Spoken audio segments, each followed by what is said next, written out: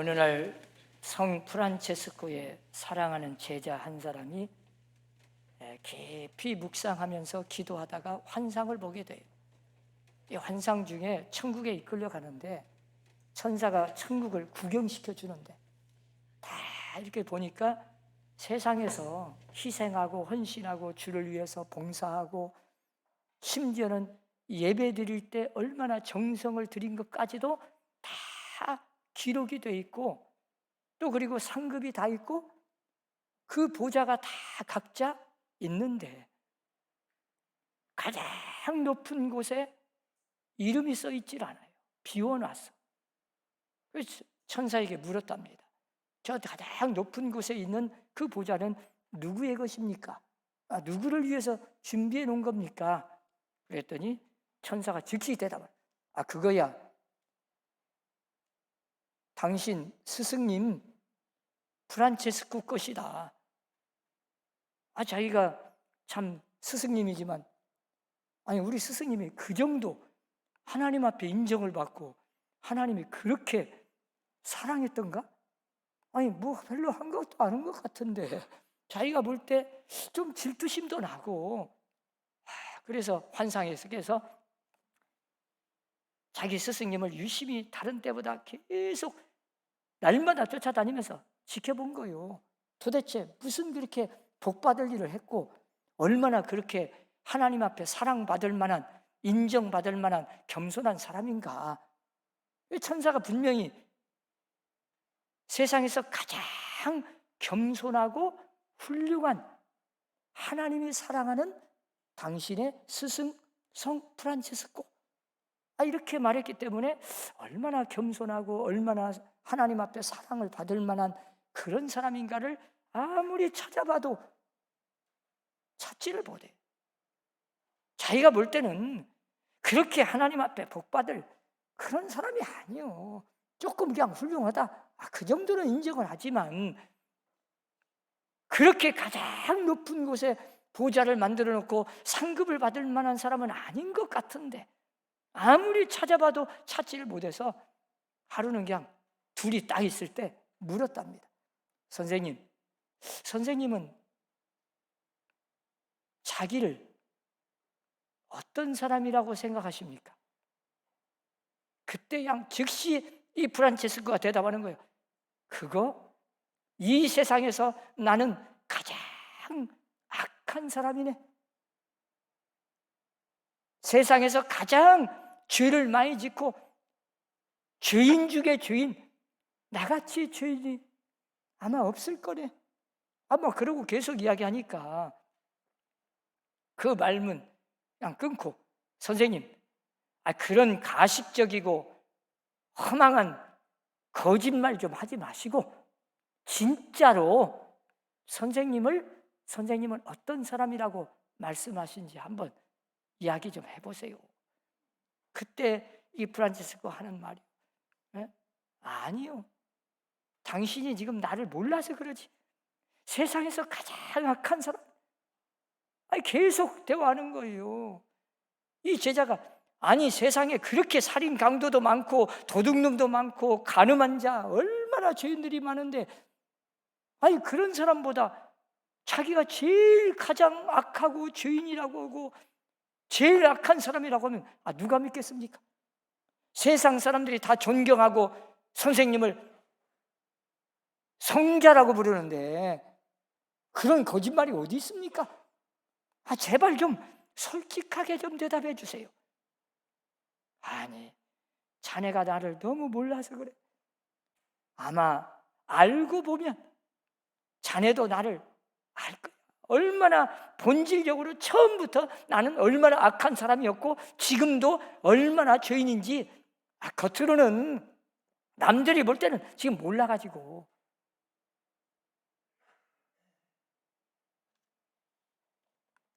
만약에 하나님께서 나에게 베푸신 은혜를 다른 사람에게 베풀었다면 그 사람은 나보다 훨씬 더 선한 사람이 되고 훌륭한 사람이 되었을 걸세. 오늘의 내가 이렇게 사람들 앞에 그래도 그냥 심판받아 저주받아 진즉에 내가 없어져 버리고 죽어버리지 않고 하나님이 나를 이렇게 살려두고 여기까지 나를 이렇게 사람들 앞에 인정받고 성자라고 부르고, 참 나는 몸둘 바를 모르겠네. 이런 모든 것은 다 하나님이 나에게 베푸신 은혜일 뿐이네. 만약에 나에게 베푸신 그 은혜 다른 사람에게 베풀었다면 그 사람은 나보다 훨씬 더 훌륭한 사람이 되었을 것이에요. 여러분, 겸손이라는 게 뭐라고 생각하세요? 진실이라는 게 뭐라고 생각하세요? 여러분은 스스로를 어떤 사람이라고 평가하고 생각하십니까? 한번 생각해 보세요. 나는 누군가? 나라는 사람이 한번 어떤 사람인가를 여러분이 스스로 한번 평가해 보세요. 하나님께서 평가하는 거 말고. 엄격히 따지면 우리 스스로 나라는 사람의 존재가 이 세상에서 가장 악하고 가장 큰 죄를 지은 죄인이다. 죄인의 괴수다. 우리는 이렇게 자기의 본래성, 자기의 존재, 자기 정체를 확실하게, 정확하게, 진실하게 깨닫고 인정하고 발견하고, 그게 진짜 겸손인데 그런 사람이 얼마나 있겠어? 나는 이 세상에서 가장 큰 죄인이다. 나는 죽어 마땅할, 심판받아 마땅할, 저주받아 없어져 버려야 할 그런 악한 존재다. 그렇게 인정하세요? 그러면 참 겸손한 사람이에요. 그렇게 겸손한 사람은 할 말이 없어요. 네. 내가 가장 악한 사람인데 누가 나보러 너 죄졌지, 너 악한 사람이지, 너 나쁜 사람이다, 그렇게 비난할 때 왜 내가 나쁜 사람이야? 왜 내가 악한 사람이야? 이러고 따지고 그냥 말이 많고 대들고 스트레스 받고 고민하고 근심하고 그럴 일 있어요? 내가 원래 악한 사람인데, 악한 사람한테, 아니 세상에서 가장 악한 사람한테 나쁜 놈 한다고, 누가 나를 좀 비난한다고 누구를 감히 원망하고 불평합니까? 할 말이 없죠. 그래서 겸손한 사람은 누가 나를 좀 비난하고 욕해도 할 말 없어요. 그걸 받아들여요. 다윗을 보세요. 그 계집종이 세상에 왕을 비난하고 욕하고 헐뜯고 막 그럴 때 뭐라고 대답합니까? 하나님께서 저 계집종을 통해서 나를 징계하시고 깨닫게 하시려고 저 계집종이 하는 게 아니에요. 하나님께서 나를 교만하니까, 교만하지 못하도록 저 계집종을 통해서 하나님이 나를 책망하시는 줄 누가 알겠느냐? 놔둬라. 이게 다윗의 겸손한 마음 아닙니까? 사울왕은 잘 보세요. 교만했습니다. 바울이라는 사람이 언제나 나는 죄인 중에 괴수다, 죄인 중에 죄인이다. 그리고는 이렇게 생각해야 돼요. 오늘 내가 이렇게 있는 것은 전적으로 하나님의 은혜다.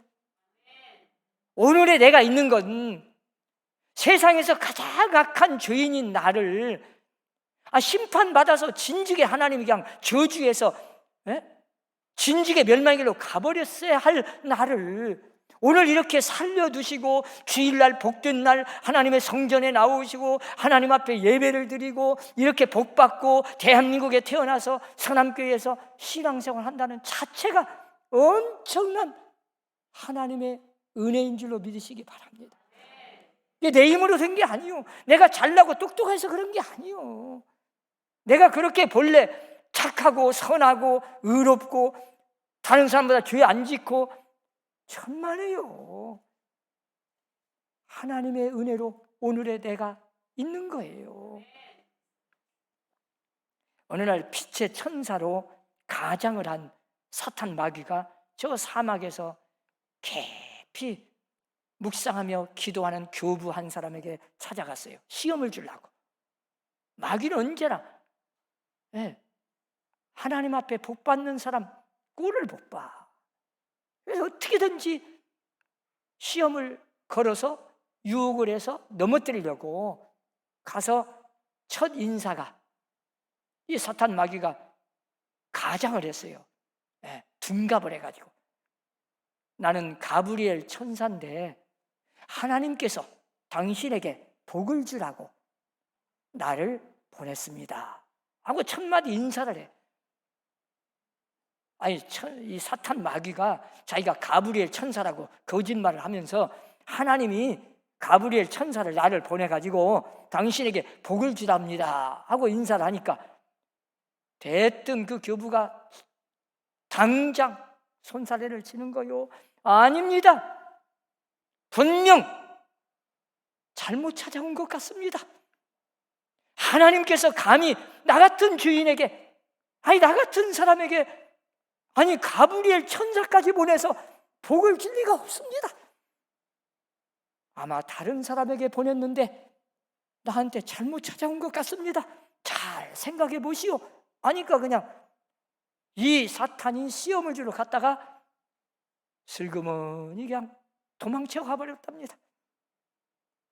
겸손한 자에게는 절대 시험을 받을 수가 없어요. 교만하기 때문에 언제나 시험에 빠져. 여러분 정말 잘 보세요.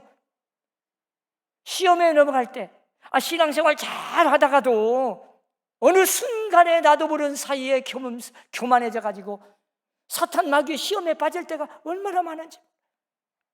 신앙생활은 그래서 순간순간 날마다 매일같이 깨어서 기도를 해야 됩니다.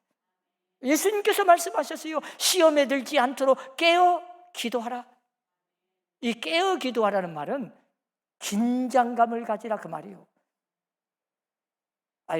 군대 가서 감기 걸리잖아요. 그럼 군기가 빠졌다고 그래요. 왜? 긴장이 풀려졌다. 여러분, 긴장하고 어떤 중요한 일에 매진하면 아픈 것도 잊어먹어요. 우리가 이 긴장감을 가져야 하는데 조금만 마음이 해해지고 교의가 좀 부응되고 잘 되려고 하면 마음이 해해지면 그때 시험이 오는 거예요.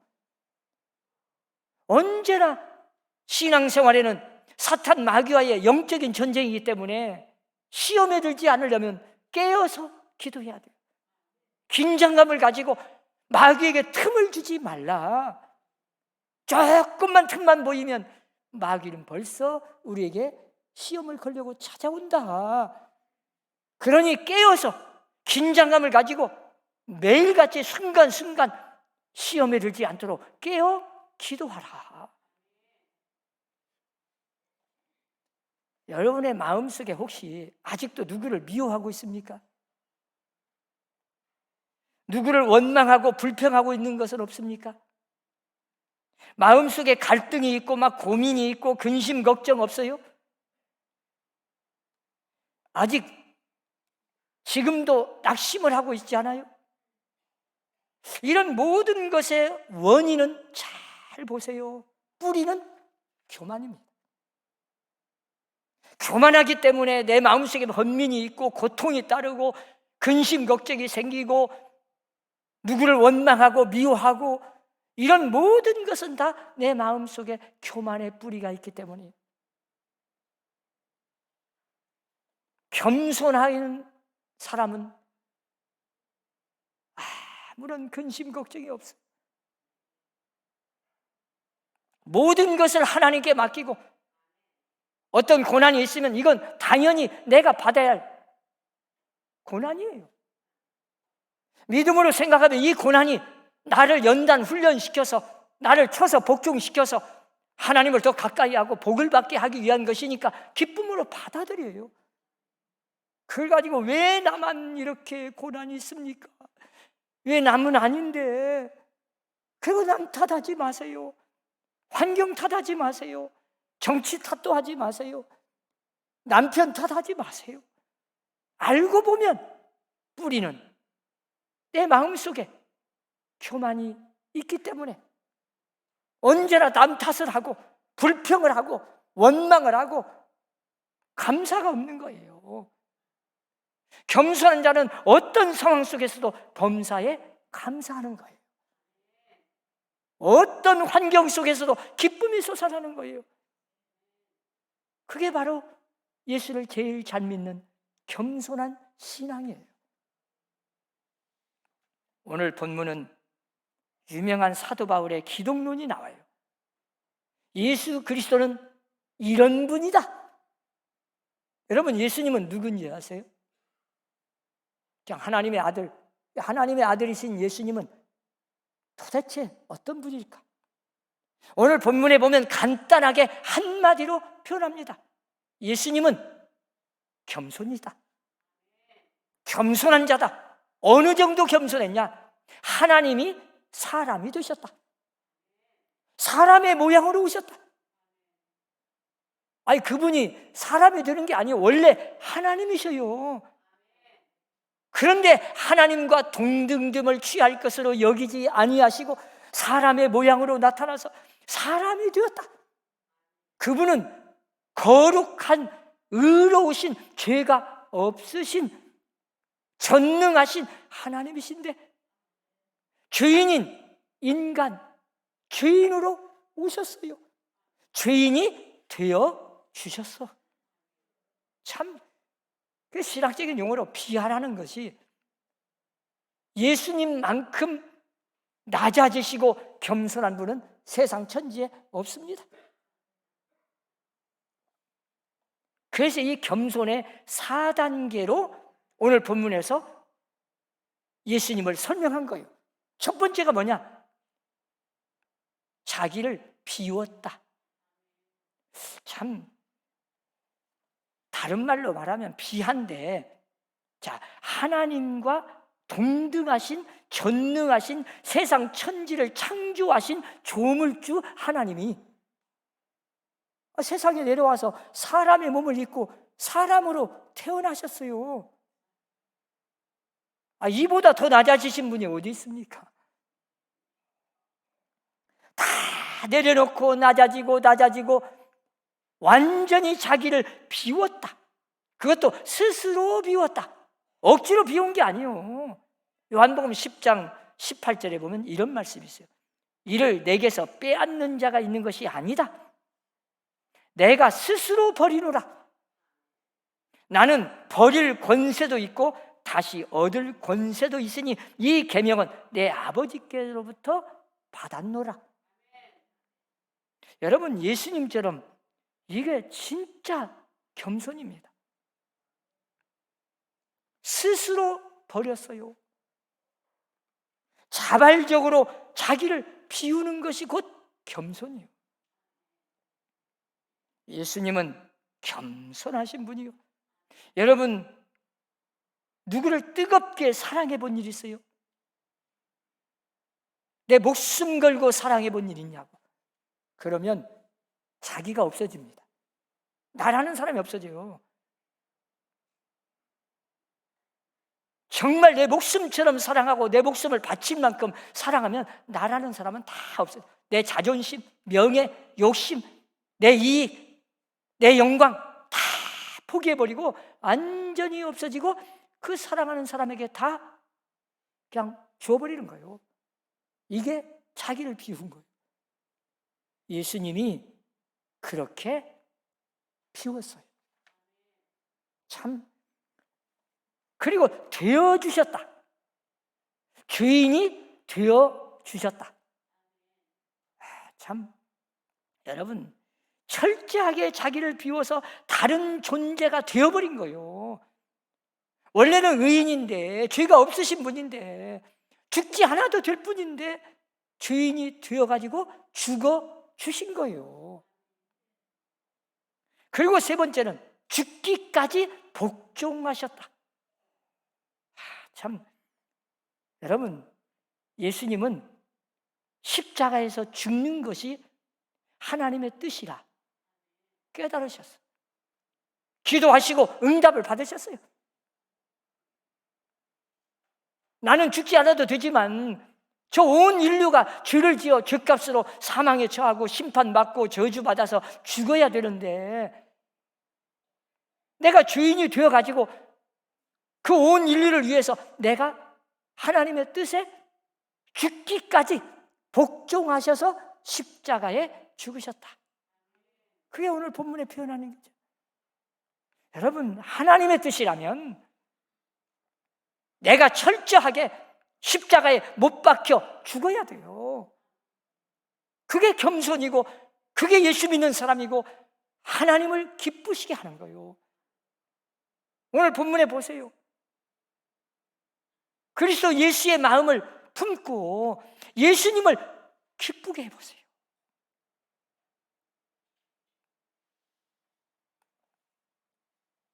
사랑하는 성도 여러분, 하나님의 뜻이라면 내 자존심, 내 명예, 내 이익, 내 영광 모든 것을 포기하고 하나님의 뜻에 기꺼이 복종하고 순종해서